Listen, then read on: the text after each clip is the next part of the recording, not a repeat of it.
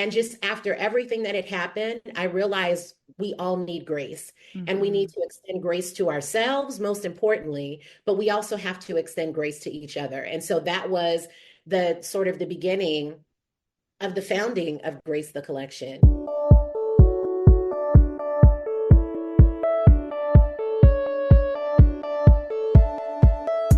So you want to make an impact. You're thinking about starting a business, sharing your voice.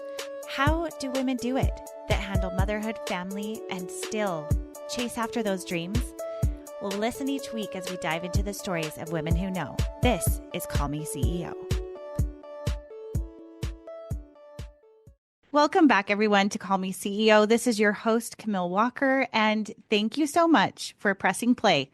I cannot tell you how much it means to me to get your DMs, messages, and inspiration that you receive from hearing the stories of women like you creating and building incredible businesses.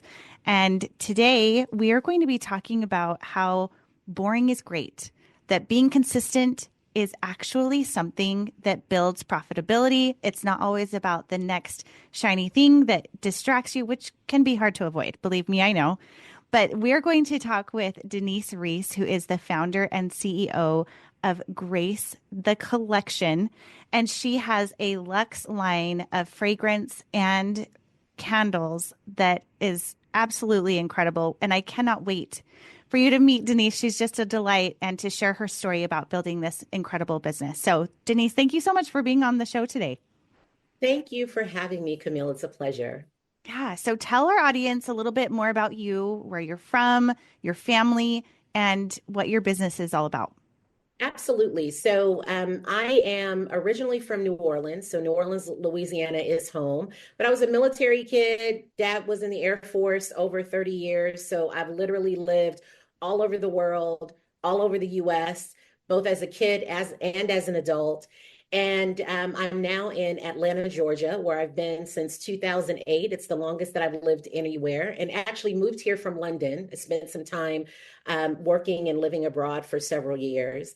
And I'm in technology sales, have been for the last almost 30 years, so over 25 Wow. years. Goodness gracious, I can't believe it. But realized during COVID, as a lot of us did, when we're at home and we had a lot of time on our hands and I wasn't traveling around the world visiting clients, that I was seeing a whole lot of other folks candles and home fragrance products coming to my home. And I thought, you know what, that's my thing, because it's something that I've loved forever.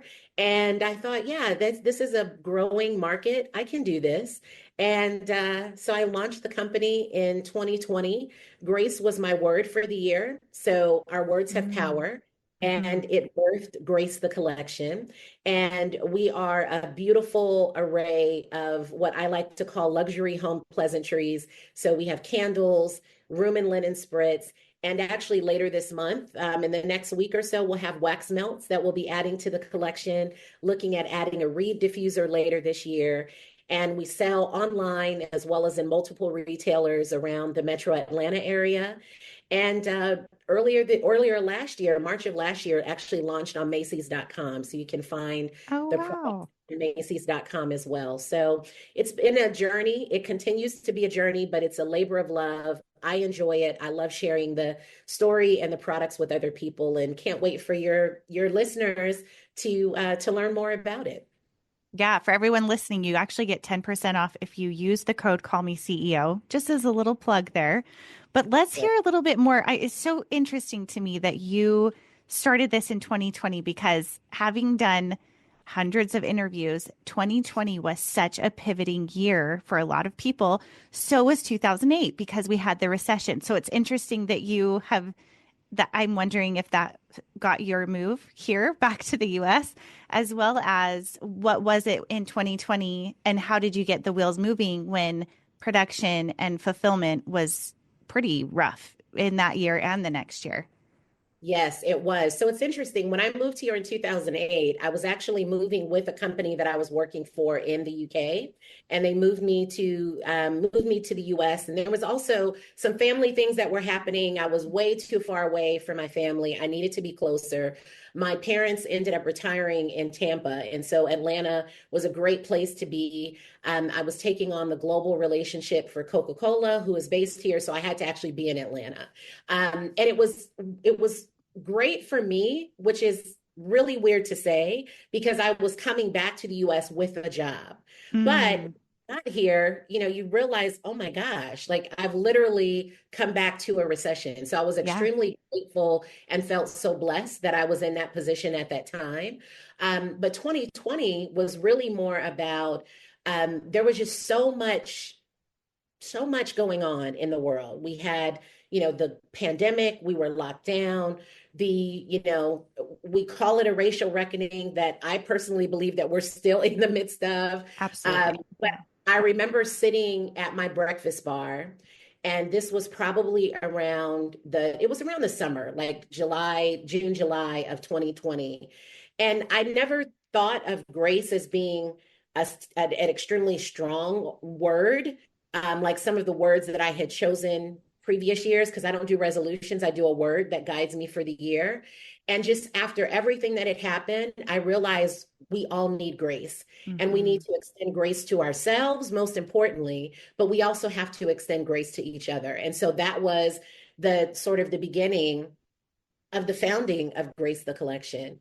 And I also think it's so important for us to surround ourselves with little luxuries every day. It doesn't have to be anything that breaks the bank, but it can be a warm bath with a great body something that you got, or some flowers that you can put in your bath. You can light a candle, you can spray something, you can eat something that's nourishing and good for your body. So I think there's just small things that we can do that gives us those reprieves, and it reminds us of the divine that's already within us, but it also gives us a little touch of luxe as well. And I believe that can be accomplished through the power of scent. Mm. Well, you talked about a lot of senses there where you talked about a bath being, it's interesting you say that because the last couple days I've had my little boys that have been sick. And Yeah. the number one thing that has brought them reprieve is an immersive bath. And Yeah. you kind of forget sometimes that something like that can feel so luxurious. And we lit a candle and we Yes. added some special it was like a Dr. Teal's eucalyptus to the bathwater. And so it Oh, was the sensation of the feel, the scent, the smell, like all of it immersed together.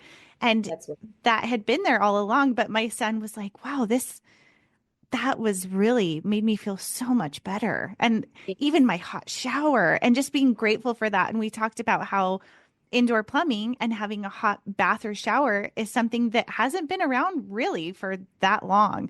And Right. anyway, that literally was our conversation going to the school today. So I think that it's really special to think about adding those things to your life to make those luxuries a part of your everyday. Absolutely. And I think we often, because of social media, because of, all the things that we consume and take in, it can even be, binge watching whatever Mhm. series. The Housewives of every city is my guilty pleasure. And you see the bags, you see the fabulousness, and we often think that you have to have those big things to create luxury and ease in your life, Or but you don't. happiness. Yeah. Or happiness.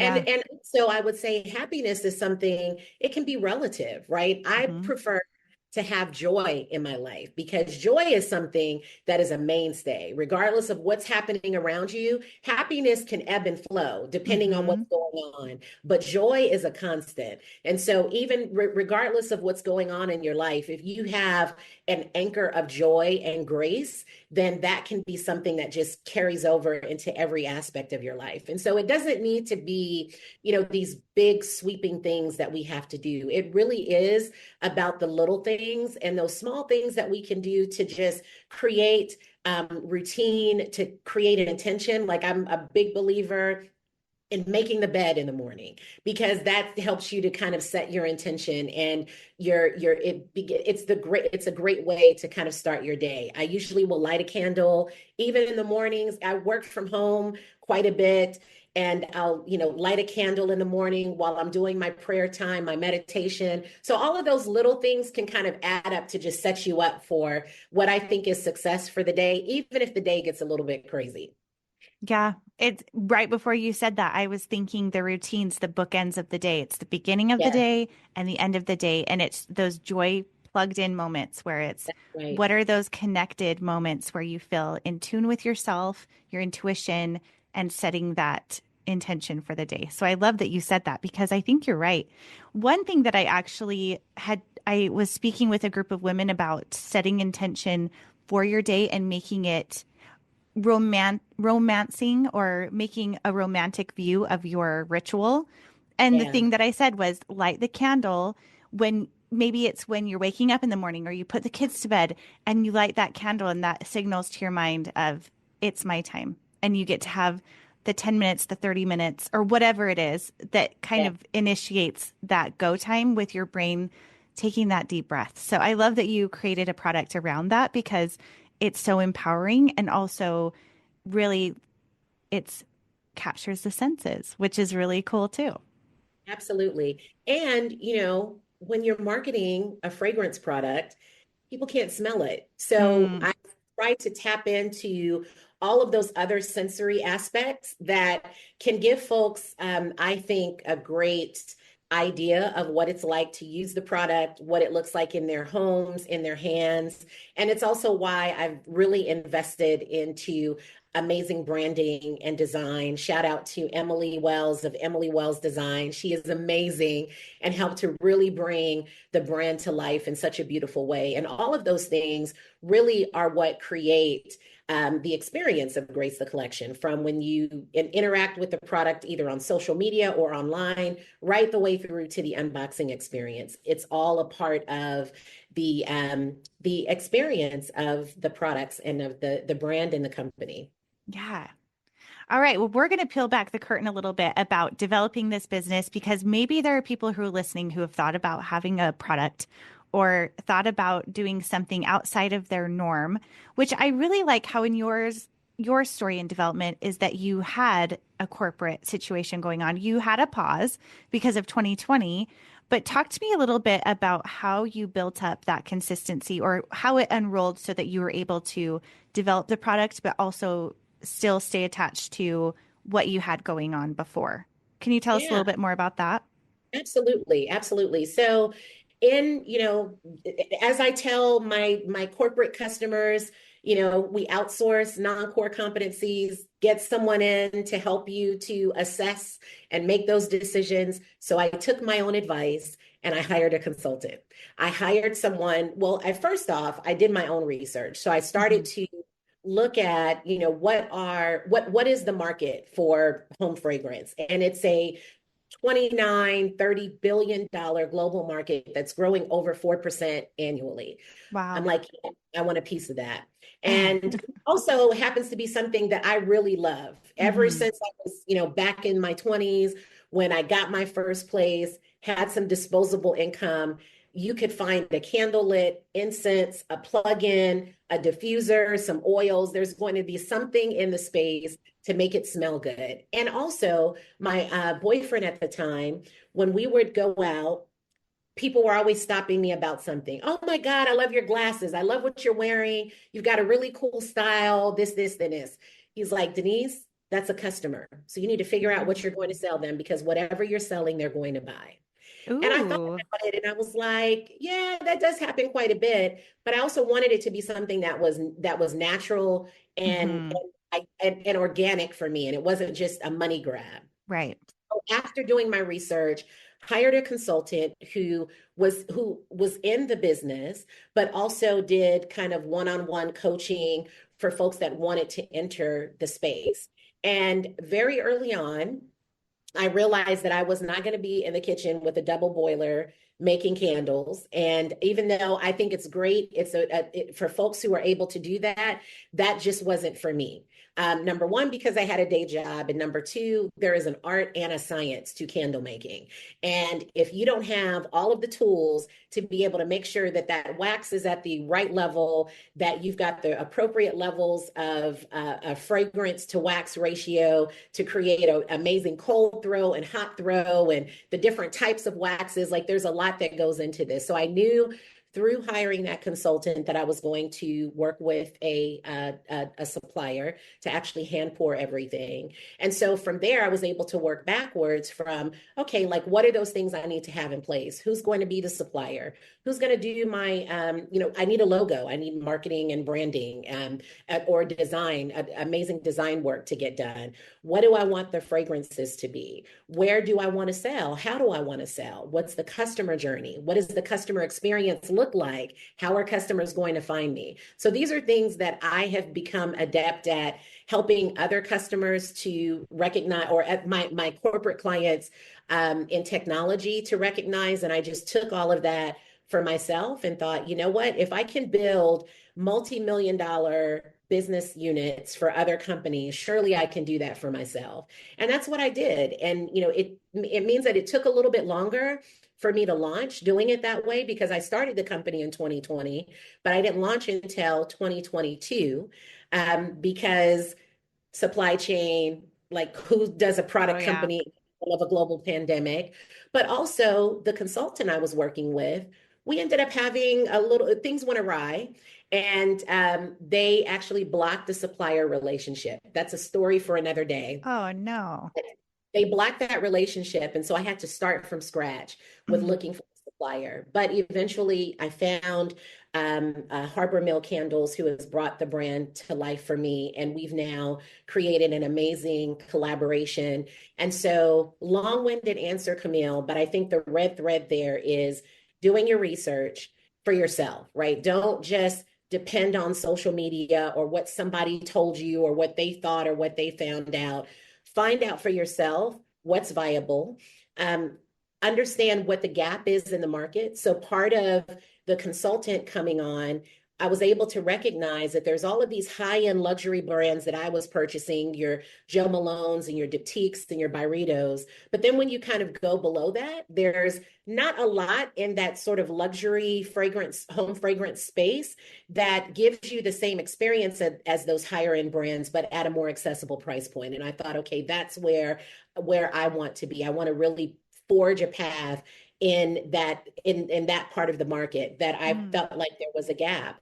And then from there, I just started to do the work. And it took a lot longer, like I said, but now here we are 3 years later after launch, and we're still here and thriving and have some amazing things that have happened and more amazing things on the horizon as well. So it's not and you're easy, in Macy's. Like that's huge.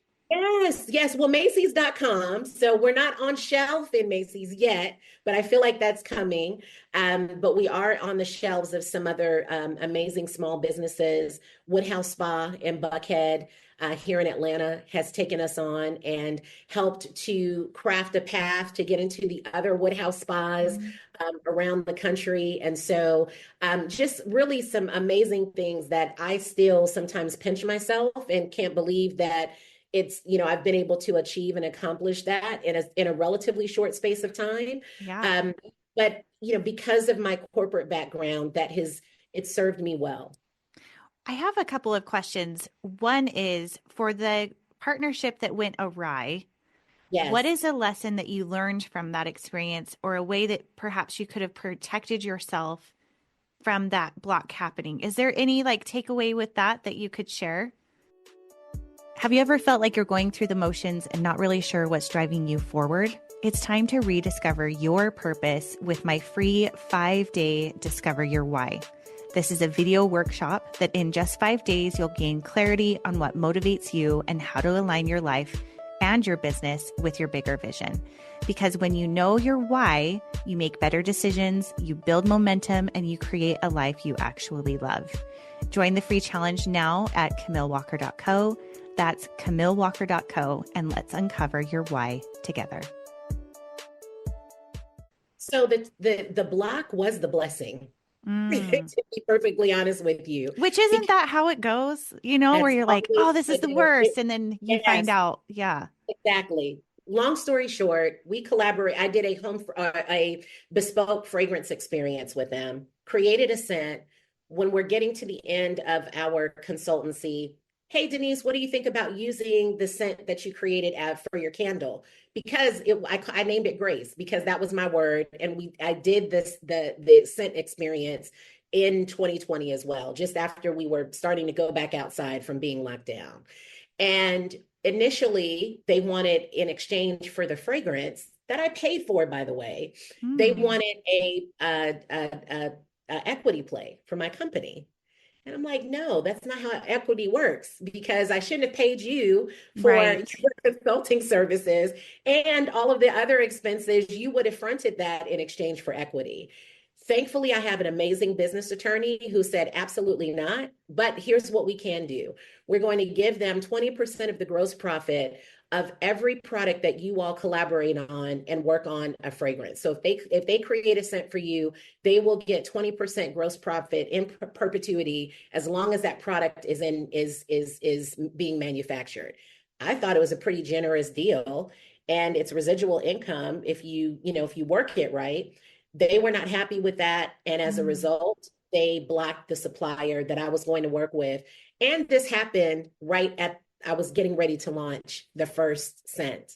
Wow. So I then had to take a year to recalibrate and figure out, like, I'm like, okay, God, I feel like you put this in me, but I'm not sure if this is the direction because this is happening. Hmm. And I realized that block, what seemed like a block at the time, was a blessing because that person actually went out of business shortly Wow. after all of this happened. And I would have been in their store, would have been tied to them.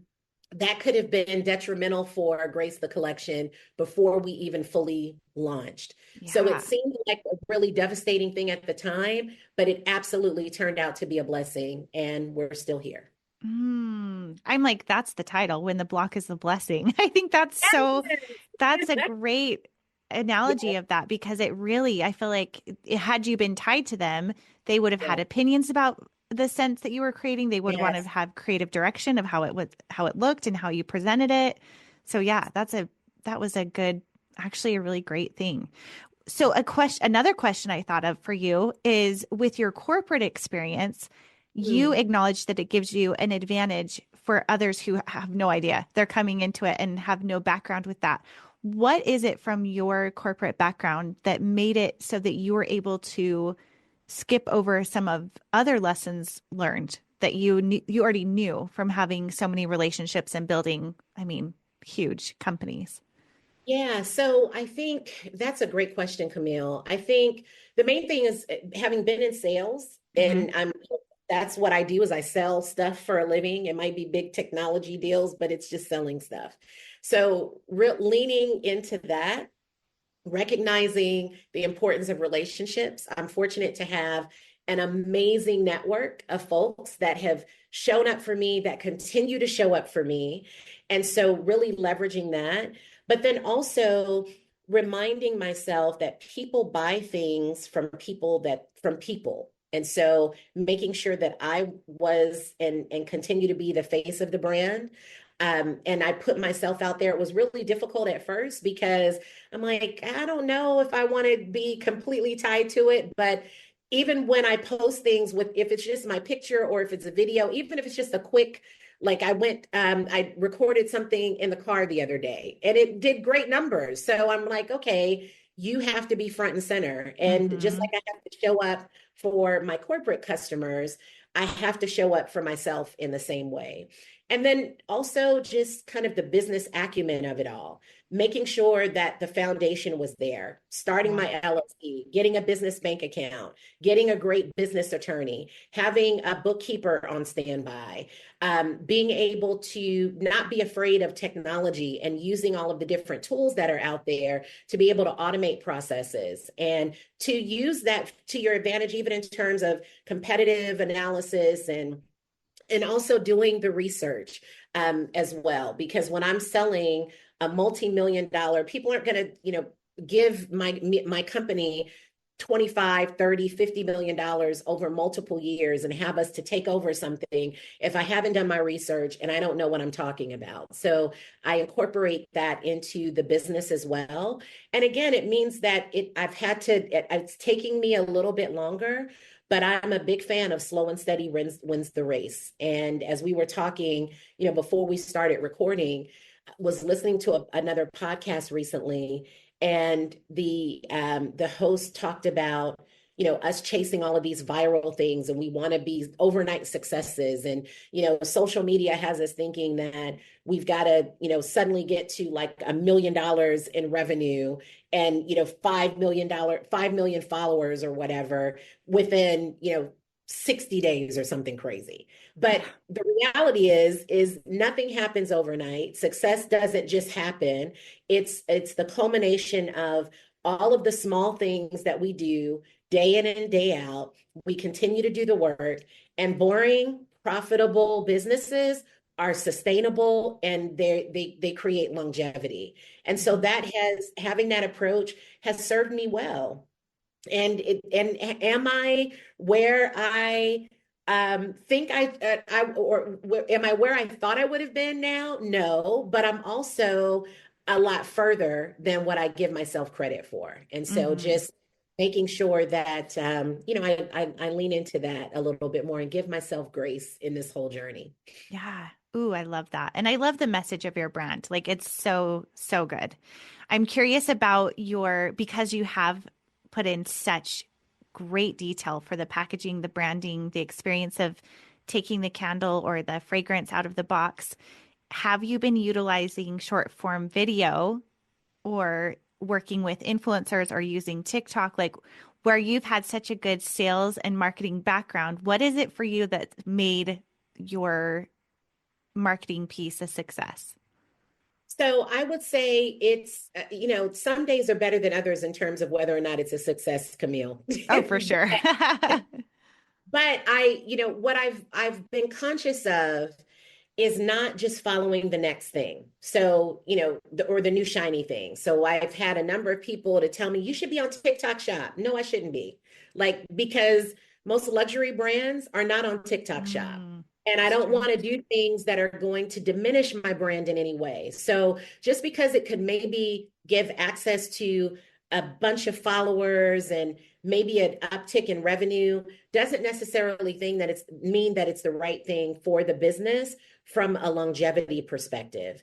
I have not been maximizing short form video, but I plan to do that because as we are seeing, and I actually did a live with a friend and business partner, Malika Planis of On12 Management. We did a live yesterday talking about the importance of optimizing your digital assets and optimizing those things that we own. Because as we've seen with TikTok, as we see with the algorithm on social, we're constantly chasing something that's elusive. So we've got to make sure that we're focusing on the things that we own, and what we own is our website.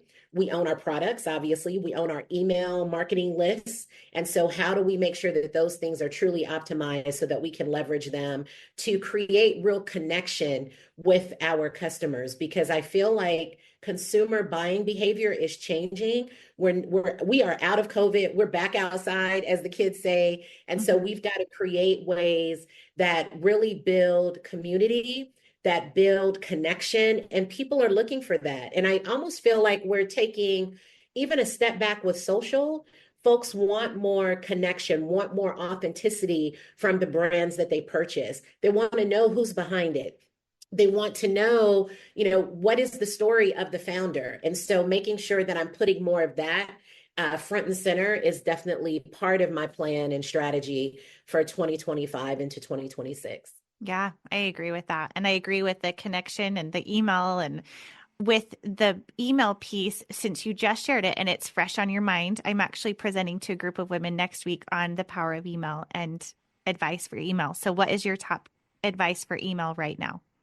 So number one, automate, automate, automate. So for me, that looks like Klaviyo. Work with a Klaviyo or email marketing partner like Malika, who I worked with. She came in and she did an audit of my Shopify and an audit of my Klaviyo, gave me immediate tangible things that I could do to really maximize my reach on both of those platforms. And also, again, automate, get those flows set up, get those campaigns set up, make sure that you're segmenting your audience and not just, sending out everything to everybody, but you're able to craft a message to those customers that's very specific and intentional and thoughtful for them. The way that I talk to my VIP customers is very different from the way that I talk to folks that are, maybe they did an abandoned cart, right? They came to the site, they put something in their cart and they left it. So that conversation looks very different. But hiring someone to help to set that up for you, at least when you're first starting out, it's the best money that I could have spent. If you're not able to do that, start small. Start with the blog. Substack is getting a lot of shine right now because it allows people to create a newsletter format, a way of being able to connect very easily with potential or prospective customers. Medium is another way that folks who love to write and want to put their thoughts and things out there. I just think there's so much available to us now that we didn't have, even 10 years ago. Like you could not spin up an online business 10 years ago and have your products being sold or even your service being made available to literally the entire world. And tools like Shopify, like Klaviyo, MailChimp, they've just made it so much easier for us to be able to do that. 100%. A new one that I just learned about this week is sender.net, and it is free for up to 15,000 subscribers. I would say somebody else just told me about that. Yes, it's so good. It's so good. You can segment. I do like Klaviyo in the way that you can use it for looking at product specific clicking and shopping. I don't know that sender.net would be as robust in that regard, where I feel like Klaviyo is more for product and that sort of thing. But if you're doing digital, and I'm still getting to know sender.net, but it is amazing. So I'm starting to look at that more and considering switching over from what I've been using. And my friend that builds websites and does a bunch of business development and website development for people switched hers from MailChimp, is what she had been on, to sender.net. So that's another option. I'll link these below so that you can check those out. But yeah, like you said, there are so many more resources for shortcuts and for automation, and to bring in a professional that can help figure out those segments and those flows is huge. Yes, yes. And as you start, whatever it is, if it's a product, if it's a service, just do it. Just start it. Because the minute that you start, then you suddenly start to get access to all this amazing data that you didn't have because you hadn't started yet. So now, 3 years in, I'm able to go in and I'm like, oh, wait, we're actually doing a little bit better than what I thought we were. But also, here's the things that I need to probably invest more in and give people more of, because that's what's selling. And so all of these tools just make it so much easier for us to be able to forecast, to create sales strategies, marketing strategies. And again, it's not easy, but it's definitely doable. And it makes the process just that much more tolerable, I think, because you live in Excel, right? You can actually use these tools to help you to really optimize your environment. Yeah. I think it is important to bring someone in who is really great and loves those charts and statistics. A lot of times entrepreneurs I talk with are the big idea people, and they are the visionaries, the creatives. Their heads are in the clouds, which is amazing because that's how ideas get started. So it is very possible that you need to bring someone else in whose brain works differently than yours. And when I say possible, it is almost always necessary because they can look at it in a statistical way with no emotion involved, because they don't care what the logo looks like. They're looking at the back end, where it's like, okay, but this isn't working, or this is actually your best product. Let's focus on that. And I think that outside perspective can if you allow yourself, think of it Yes. as gameplay, as curiosity, as a way to really get into it without making it an emotional piece, which I think can be easy to slip into. Especially for women, Yes. because we want it to look a certain way. Hmm. We want it to be perfect, right? And there's all of this research out there that talks about how we don't even go for opportunities because we don't check all of the boxes. But men, by Right. the way, the audacity that they have, and it feels like the more mediocre they are, the more audacity there is. But that again is another conversation. But Yep. the thought that you have to have it all together, like if that was the case, I would not have started Grace the Collection, because at some point it was just like, okay, if we're going to do this, we just need to step out and get it done. And you'd be surprised at how God, the universe, I choose God because I feel like he created all of this. But again, that's another conversation. Um, will catch you, will guide you the minute that you take that step and you decide, okay, this has been in me, it's been in my heart, I can feel like this is the direction that I'm supposed to be in. The very moment that you actually start the execution of that thing, it's like it all what's the saying? I think it was in the Alchemist, the universe conspires with you. Yes. And, but you have to make the step. You'll never Mhm. know what could be if you don't actually step out and start doing the thing. 100%. Oh, I love that. Well, show off your product before we Yeah. finish here so those who are watching the video can see. And then also let us know where everyone can find you. And again, a reminder, Call Me CEO gives you 10% off, which is so generous. So thank you. Yes, my pleasure, my pleasure. So we have our room and linen spritz. This is the newest product that was launched last year. And I just love the branding, the box. People are like, Denise, I don't want to throw your stuff It away. is Like so I pretty. have customers that have the boxes, even though there's nothing in it, they have them just kind of sitting out. And I love that because I wanted it to be something beautiful. But Yeah. this is actually the Peace Spritz. It's lavender and citrus.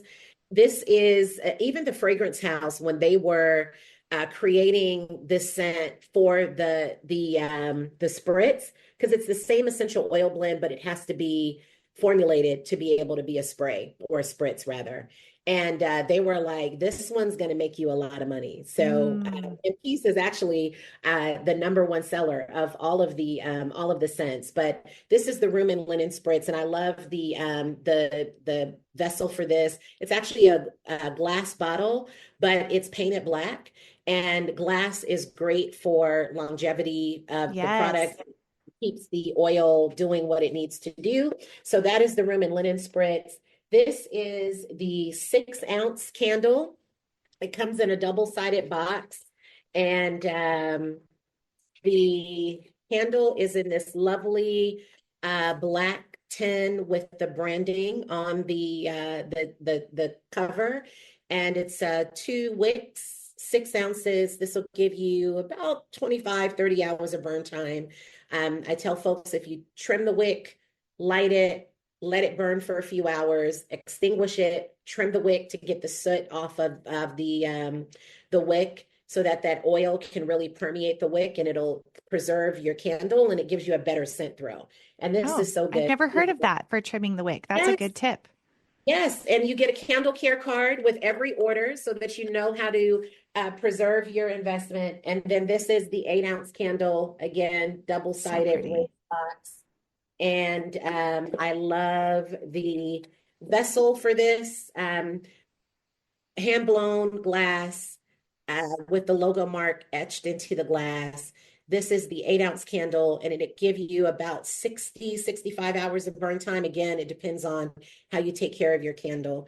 And yeah, we also have our candle care card that comes with every order as well to remind you of how to take care of your investment and to prolong the life of your candle. Oh, I love that. And you did mention that that candle can be repurposed to be a votive or a holder for your makeup brushes or pens. So Yes, I cool. pens in my on my desk. I do have makeup brushes in the bathroom. I have a couple of these in the drawer with different things in them. And even the tins for the 6 ounce candles, you can actually repurpose them and they can become a really cute little catch-all for jewelry, for whatnots, and they can be in different spots around the house as well. So Very cool. Well, you should be very proud. I feel like this has been so wonderful hearing your story. And I am sure there are people here listening who would love to connect with you online and check out your products. Please tell us where they can find you. yes, you can find me at Grace the Collection on social on Instagram, Facebook, Threads. You can also find me at Denise Reese is my personal Instagram page, and we're on LinkedIn as well. My personal LinkedIn is Denise-Reese or Grace the Collection on LinkedIn as well. Perfect. Well, everyone, thank you so much for listening today. And my big takeaway today is that the block is the blessing. Go for that thing that you're thinking about, it's not leaving you alone, and trust that God or the universe will carry you and that you can make it through one day at a time. Thank you so much for tuning in, and we'll see you next time. Hey, CEOs, thank you so much for spending your time with me. If you found this episode inspiring or helpful, please let me know in a comment and a 5-star review. You could have the chance of being a featured review on an upcoming episode. Continue the conversation on Instagram at Call Me CEO Podcast. And remember, you are the boss.